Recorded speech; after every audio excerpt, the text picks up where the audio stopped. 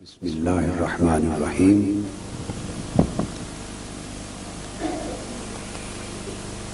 محمد رسول اللہ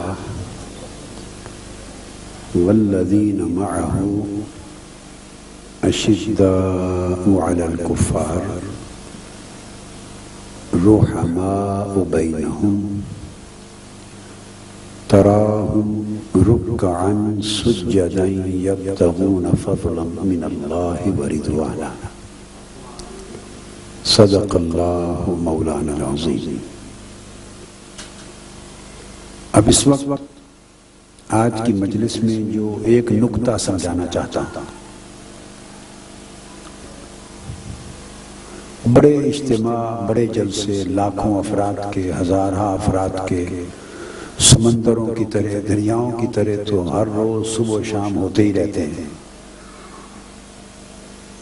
مگر مجھے ایسا موقع بہت کم ملتا ہے، بہت کم، کہ کوئی ایسی مجلس بھی ملے جس میں بجائے خطاب کے عام مجلسی گفتگو کی طرز پر کوئی نکتہ سمجھا سکوں۔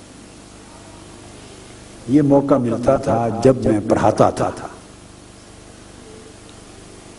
یونیورسٹی میں، یونیورسٹی آف پنجاب میں، یا یونیورسٹی پنجاب کے لاء کالج میں، یا بعد میں جب جامع منہاج قائم کی، منہاج القرآن یونیورسٹی، اس کے اوائل سالوں میں، تو جب طلباء کو، طالبات کو اور جو شرکاء درس کے ہوتے تو ان کو کبھی کبھی جب پڑھاتا تو پھر وہ مجلس مل جاتی تھی جس میں آدمی چھوٹے حلقے میں بات سمجھاتا ہے، اور پھر مدت گزر گئی، پھر چھوٹا حلقہ مجلس کی شکل کا نہیں ملتا، پھر وہ اجتماعات اور کانفرنسیں اور ہزاروں لاکھوں کے اجتماعی ملتے رہتے ہیں، ان میں بات کرنے کا انداز اور سلیقہ، طریقہ کچھ اور ہوتا ہے۔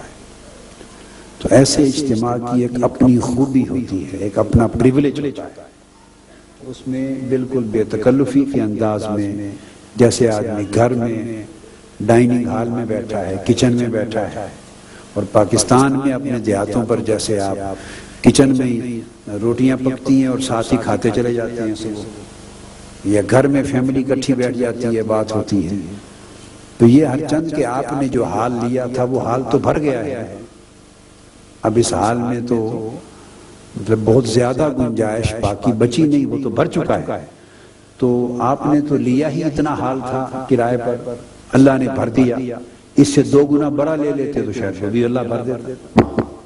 جتنی جگہ کا بندوبست آپ نے کیا تھا اتنے بندے اللہ نے بھیج دی، آپ دائیں بائیں دیکھیں سارا حال آپ کا بھر چکا ہے۔ تو اللہ پاک بھی فرماتا ہے انا عند ظن عبدی بی، جیسے میرا بندہ میرے بارے میں گمان کرتا ہے میں اس کے ساتھ اسی طرح ہوتا ہوں۔ اب آپ سمجھ گئے، جیسے میرا بندہ میرے ساتھ گمان رکھتا ہے، میرے ساتھ مجھ سے امید رکھتا ہے، میں اس کے ساتھ اسی طرح ہوتا ہوں۔ آپ نے امید رکھی یہ حال لے کر کہ اتنی بڑی جگہ بھر جائے، اللہ نے بھر دی۔ آپ اس سے زیادہ کی امید اللہ سے کرتے، بڑا حال لیتے، اللہ وہ بھی بھر دیتا۔ لیکن مبارک ہو، آپ کا اجتماع، آپ کا جلسہ آبادی کے اعتبار سے بڑا کامیاب ہو گیا، الحمدللہ۔ تو آج کی اس مجلس کے لیے جو نکتہ ایمان کا ایک قرآنی نکتہ سمجھانا چاہتا ہوں وہ یہ کہ اللہ تبارک و تعالی نے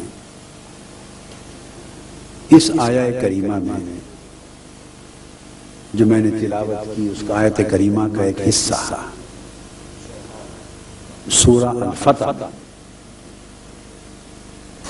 اس کے اندر صحابہ کرام کا اللہ تعالیٰ نے تعارف کروایا ہے۔ یہ ایک ایسی آیت ہے قرآن مجید میں جس میں جامع تعارف ایک ہی مقام پر اللہ تعالیٰ نے جماعت صحابہ کرام،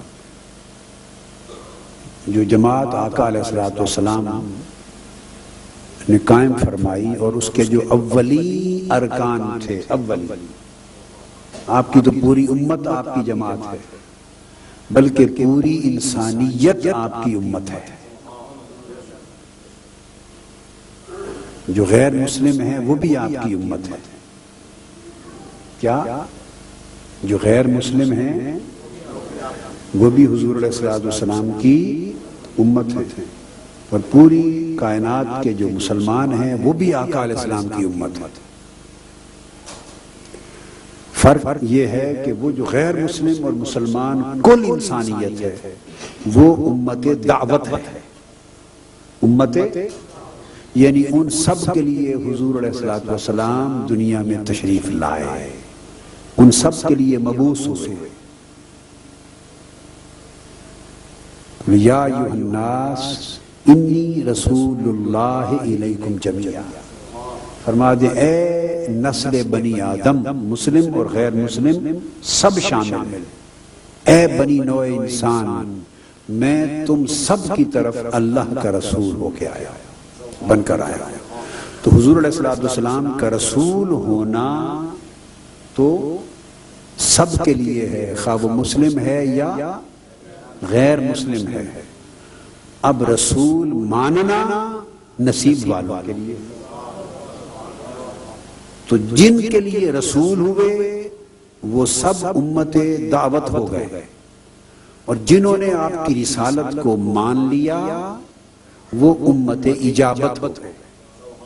امت تو آپ اور ہم جو کلمہ گو ہیں یہ امت اجابت ہے، یعنی ہم نے لبیک بھی کہہ دیا. تو آقا علیہ السلام کی رسالت تو سب کے لیے ہے، بلکہ آپ کی رحمت اس سے بھی وسیع تر کی گئی. رسالت سب انسانوں اور جنات کے لیے، انس و جن کل کائنات کے لیے، اور آپ کا